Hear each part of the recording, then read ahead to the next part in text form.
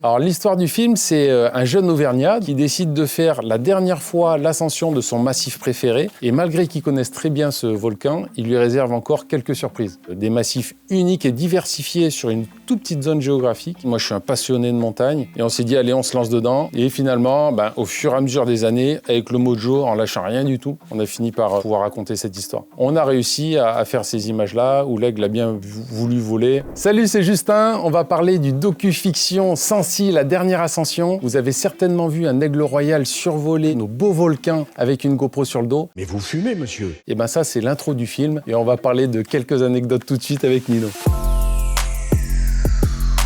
Alors l'histoire du film, c'est un jeune Auvergnat, donc Rémi, qui décide de faire la dernière fois l'ascension de son massif préféré avant de devoir faire ses études à l'étranger pour des raisons écologiques. Et malgré qu'il connaisse très bien ce volcan, il lui réserve encore quelques surprises. C'était bossé.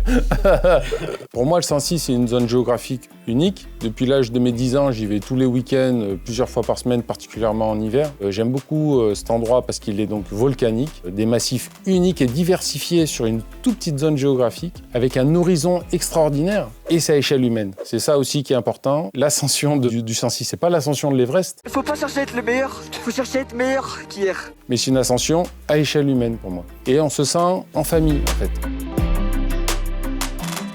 C'est vrai que c'est une sorte de déclaration d'amour à l'Auvergne. Et donc l'idée vient de quand j'étais tout jeune, j'étais passionné de snowboard et de vidéo. Et petit à petit, je me suis dit comment faire un film où tout le monde s'intéresse au snow, même les non-pratiquants. Et c'est vrai que l'écologie, le sport permet ça. Donc c'est là le côté docu-fiction, c'est qu'il y a beaucoup d'informations sur notre belle Auvergne là, et qui est amenée par une fiction et par le snowboard. Des images, c'est vrai que moi j'en suis très très content et très fier. De base, je me suis dit voilà, il faut des images impactantes en ce qui concerne la faune auvergnate pendant l'hiver. Et il y avait une rumeur, une suspicion assez forte au final, mais comme quoi il y a un couple d'aigles royaux dans le massif du Sancy. Et Laurent validait ça. J'ai réfléchi, je me suis renseigné sur internet, j'ai vu qu'il y avait des tests avec des aigles pigargues avec une caméra sur le dos. Sauf qu'un aigle royal, c'est extrêmement dur d'avoir des images comme ça parce qu'ils sont très têtus. Avec donc les mois et les années, les collaborations avec finalement tous les trois, on a réussi à faire ces images-là où l'aigle a bien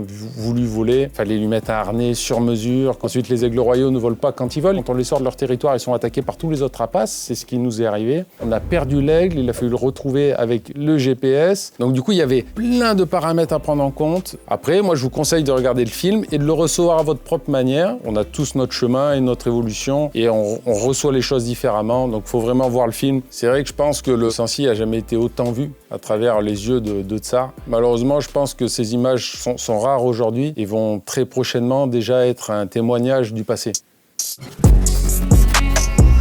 En vrai de vrai.